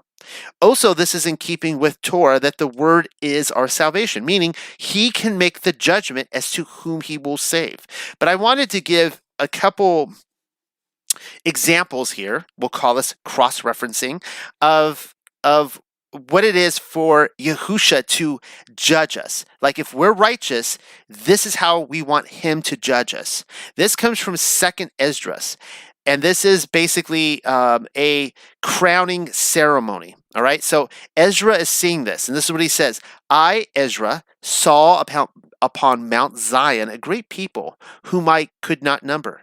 And they all praised Yahuwah with songs. And then in the midst of them, there was a young man of a high stature, taller than all the rest. And upon every one of their heads he set crowns, and was more exalted, which I marveled at greatly. So I asked the angel and said, Sir, what are these? He answered and said unto me, These be they that have put off the mortal clothing and put on the immortal. So we know that they are dead, they have resurrected, they are now in their immortal bodies.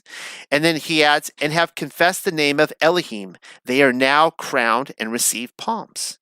Okay, and he goes on to say, this is the best part. Then said I unto the angel, What young person is it that crowns them and gives them palms in their hands? So he answered and said to me, It is the son of Elohim, whom they have confessed in the world. That's really exciting. So here we see Yahusha judging the righteous and saying, I judge your works, that you have confessed me in the world, and I am giving you this crown. I'm going to place this crown on your head. Well, here's another one. This one comes from Enoch, and I'm going to be talking about this upcoming Thursday on Enoch's apocalyptic 10-week calendar. All right. So there's just quick context here because this is a side point. There's 10 weeks of history that Enoch talks about. And he says this, that after this, in the 9th week, shall the judgment of righteousness. Okay, so think of this, the judgment of righteousness. The judgment of righteousness will be revealed to the whole world. Every work of the wicked shall disappear from the whole earth.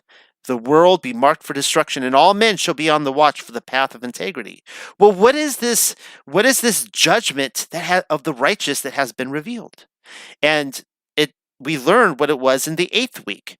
It says this, in the 8th week, the 8th of righteousness, and this is just so we know on the timeline, the millennial kingdom, to which shall be given a sword to execute judgment and justice upon all oppressors. Sinners shall be delivered into the hands of the righteous, who during its completion, the righteous shall acquire habitations by their righteousness, and the house of the great king shall be established. So this judgment is that the wicked people and the sinners see that the righteous receive this huge reward of these habitations on the earth. So I just wanted to point that out, that what we see here, Yahusha talking about judgment. I just kind of wanted to reverse that, because as soon as people hear judgment, they think in negative connotations. But here it is used in both negative and positive in this chapter. All right. Back to you, Rob. Okay, great.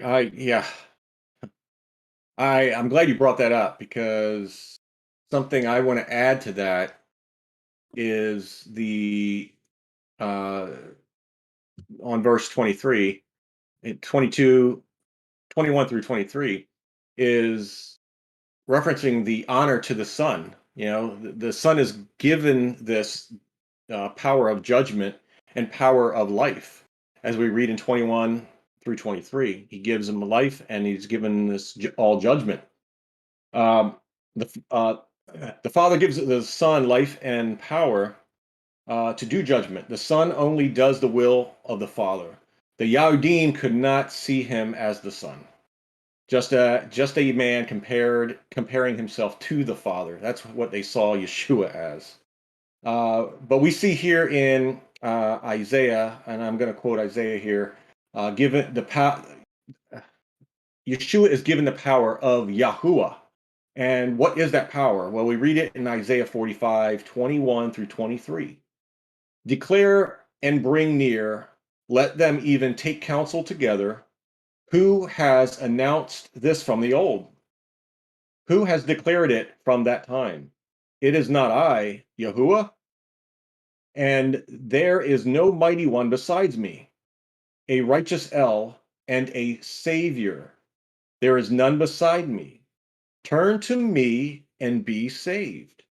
All you ends of the earth, for I am El, and there is none else. I have sworn by myself, a word has gone out of my mouth in righteousness, and shall not return, so that to me every knee shall bow, and every tongue swear. So here we have Yah speaking of this power. He's Savior. Come to him to be saved. Every knee shall bow, and out of his mouth comes the word has gone out of righteousness. And so he's speaking. This is what's given to the Son of this power of over life and over judgment that the Son is given, and he even humbly states that it is not I, but it is of the Father.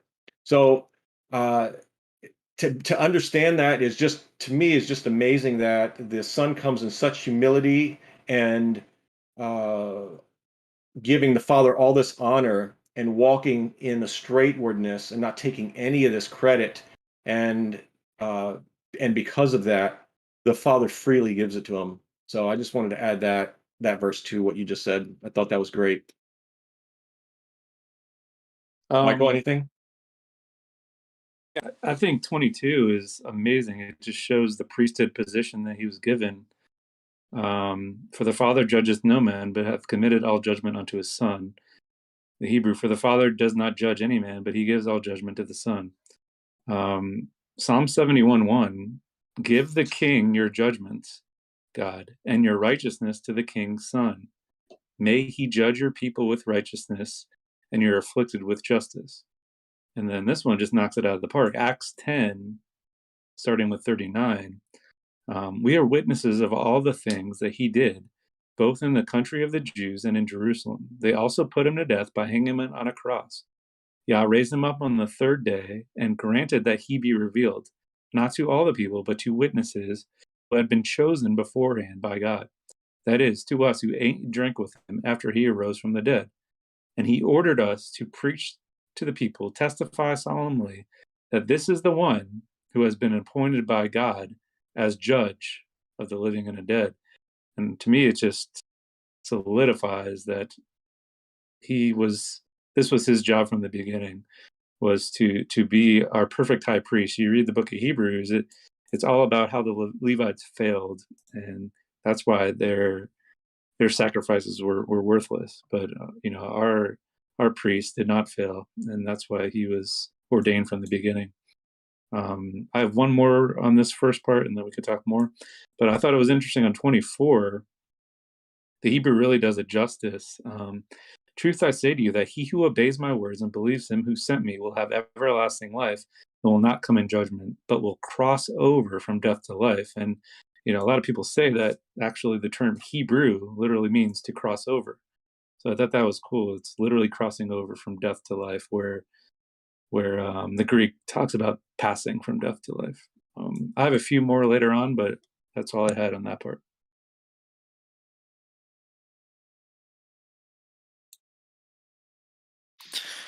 Well, okay. Well, I had mentioned, the icing on the cake, and this comes towards the end of the chapter in verse 39. Rob, did you want to talk about that before I do? I was going to throw it out to you. Well, but before you go to 39, I can hit on one or two things prior to that real quick, if go for it. mind. Okay, so on verse 29, I want to pick up on the what Michael just read also.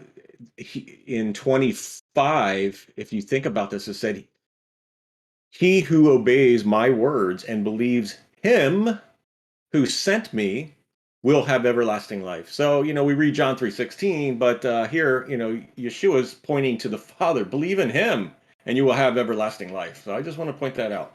But to verse 29, then they will go out, those who did good, into life, and whosoever did evil into judgment.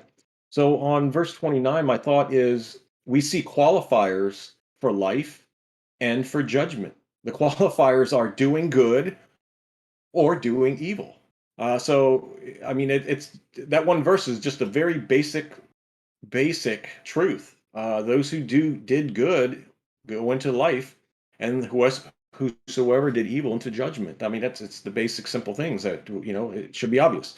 And then once again on 30, we see the Yahusha only does the will of the Father.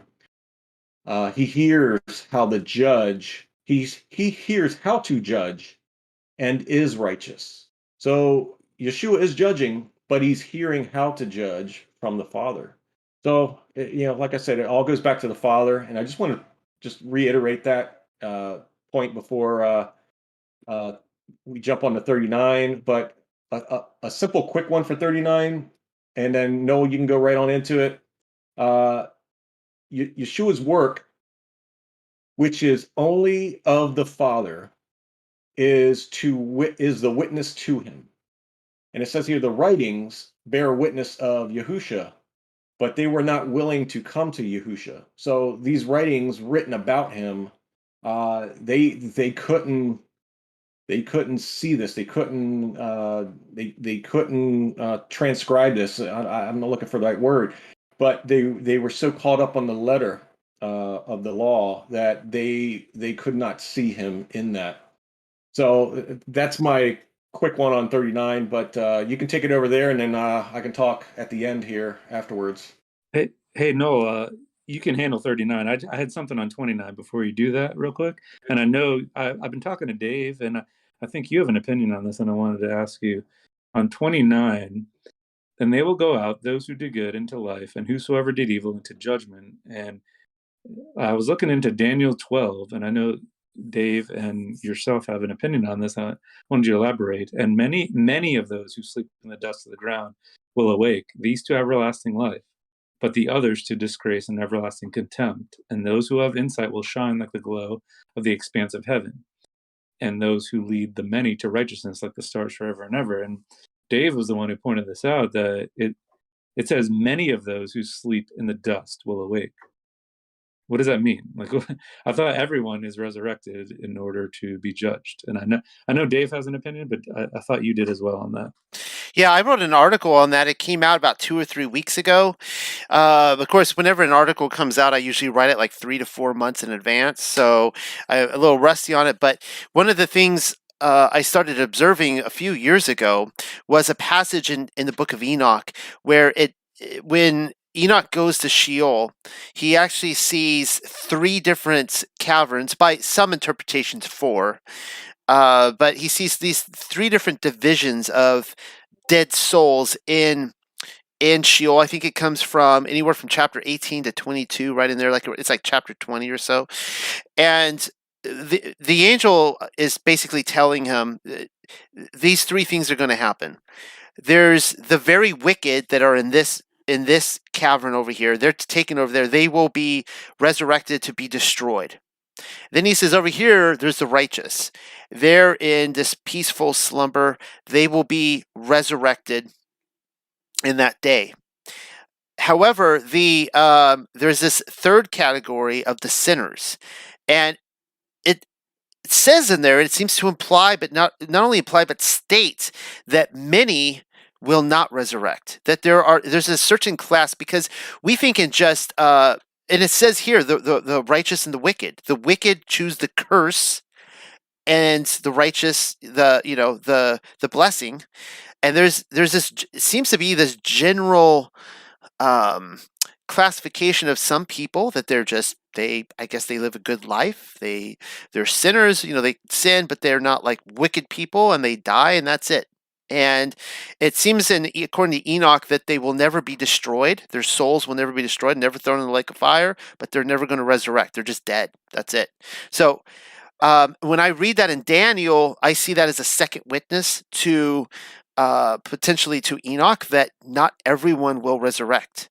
That and again, I just want to point out here, I get from dispensationalists and Christians all the time. They go like, oh, blessing and the curse, that's not applicable anymore. That's a Jewish thing, and it's like, well, wait a second, you don't believe in the lake of fire? It seems like a curse to me. Like, if someone's thrown in the lake of fire, that seems like a curse. But if they go to paradise or heaven, it seems like a blessing, right? So, and this is what, anyways, that's like the fullest of, obviously Torah, right? We want to choose the blessing. We want to have blessings in this life, but also in eternity as well. That's my one thought on that. And again, I'm not the end all of that debate. I actually wrote that article to bring that forward because I want people to discuss this and go, what does this mean? Because everyone has this idea in our head that, everyone resurrects. I know that Paul quotes that in one of his letters. Every knee shall bow, every tongue confess. Above, in the heavens, on the earth, and below the earth. He actually gets that from Isaiah, and I've looked back in Isaiah, and I'm like, it seems like that Isaiah does say that. But Paul then adds the above and below statement. Not that it's wrong, but that's not what it says in Isaiah, and I don't see that passage in Isaiah necessarily as a universal statement. It's almost like at that time type of statement. But I'm not the end all in that debate. It's just what I have personally observed, and it's what I've brought forward to to see if that can kind of stir anyone's mind and get them to kind of work that out. Now, and Michael, if you had anything else you wanted to add to that, but I love this passage in verse 39. And we have often quoted this. We in my growing up in the church, that even in the Torah movement, we talk about this passage here. I'll read the Greek. He says, Yeshua says, "Search the scriptures, for in them ye think ye have eternal life, and they are they which testify of me. And ye will not come to me that ye may have life." All right. And then there are other variations on this, like, that Moses, he spoke of me. And actually, he says that in verse 46 right there. Here, it says, "For had ye believed Moses, ye would have believed me, for he wrote of me." All right. So we almost get that from like, okay, the whole point of Torah, like if you go to like a Protestant Baptist church or whatever, they'll say, well, the point of Torah was to point to Jesus. So it's pointed to Jesus, and they couldn't really see it because they were just so up on obeying the Torah and so on and so forth. And he's fulfilled that now. He's done away with it, and so it pointed to him, and we've got that now. But here's what this is the icing on the cake, guys, like the cherry on top of the milkshake. This is what he says in the Hebrew. He says, "Take pleasure in the writings, wherein you think you have everlasting life, and they are those which bear witness of me. But you do not take pleasure in coming to me." Okay, wait. They don't take pleasure in coming to him where? In the writings. Take pleasure in the writings. He's saying, he's pointing back to the Tanakh, but ultimately the Torah, and saying, look, Moses writes of me here. Take pleasure in that. Why aren't you guys taking pleasure in that? If you found pleasure in that, you would find me in there. That's how I'm reading this. And I find that just amazing. That was so exciting when I stumbled upon that, because in the last 3 or 4 years of my life, as I've been going, we've started our, we're halfway through Genesis now. We've started our 4th Torah cycle, and it has brought us just so much joy reading through this, and just, discovering, it's the naughty no-no. We're not supposed to be reading through this every year, but it's brought us so much joy and pleasure, and, finding Yahusha everywhere in there. So I'll let you guys give your last observations for here and what you wanted to add, but I think that says it all for me right there. Yeah, yep, I agree. And my last observation, I'm just going to recap that last part of 40 on, is so why could the Yahudim not see Yahusha for who he is? And my thought on that is, Yahusha states that the Yahudim do not have the love of El in them, nor the word of El in them, because they do not believe that El sent Yahusha nor Yochanan, who was before him. And they see Yahusha not receiving glory from men. So this is what they're seeing. The Yahudim pursue after exaltations from men and not Yahuwah. Yeshua plainly states that. Moshe is their hope, but the accusations come from the Father and Moshe because they do not believe. If they did, they would believe Yahusha. Do they hold the letter up as an idol, the letter of the law? Do they hold it up as an idol? That's my question. Do they hold it up as an idol and miss the heart of the message? Loving Yah, loving your neighbor, because they're holding up the letter of the law to me as an idol, as the end all of their walk. That's how I have read this and taken this, is that's where their lens is, and why they cannot see Yahusha for who he is. That was my recap of those verses, in addition to what Noel mentioned. Yeah, and I think that's a great point. I mean, I think it all comes together when there's that passage in here where it said that they were upset at him for loosening the law. And when I read that, loosening the law, he's taking away the rigidness of well, obviously all the added the oral laws they put it into, but he's actually bringing in the spirit, the intent behind it. That like he's showing us an example what the Father does. He's, look, hey, I'm saving this guy on Sabbath. I'm healing him because this is what my Father would do. And Torah is the face of our Father, and I'm just doing what he does. He showed me everything. I'm just living out Torah, guys. And that's what I see by loosening the Sabbath. Yeah, I agree. I just have 2 quick things, and then we can end in prayer. The number 37, he also does witness for me, and in eternity you have not heard his voice nor seen his shape. Again, we've mentioned this in previous shows that, for me, this gives more evidence to the Targum that Yeshua was the one communicating the whole time. No one has heard his voice or seen his shape. My real quick comment on 39, Noel said it last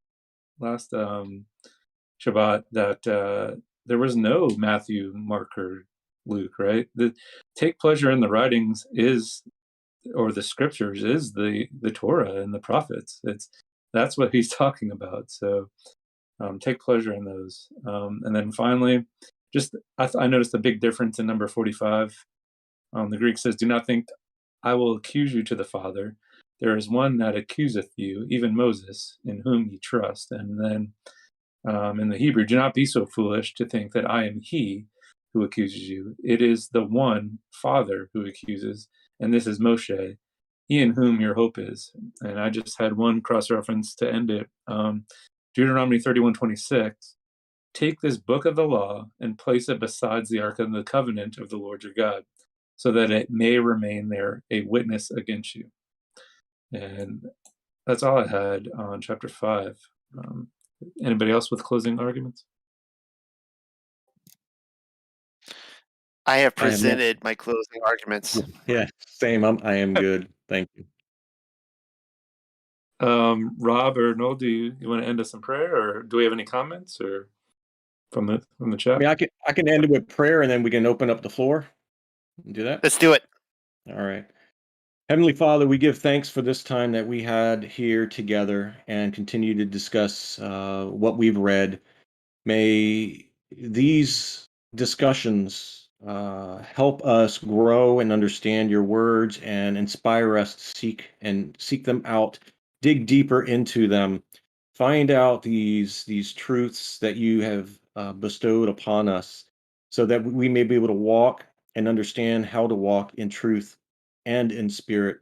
And we can worship you that way, Father, and that we can do so knowing how Yahusha does the will of the Father, and he does it so that the law is upheld and the law is love, so that his way that he walks, we can see, we can follow, and we can know that we are walking in love with you and doing your will too, Father.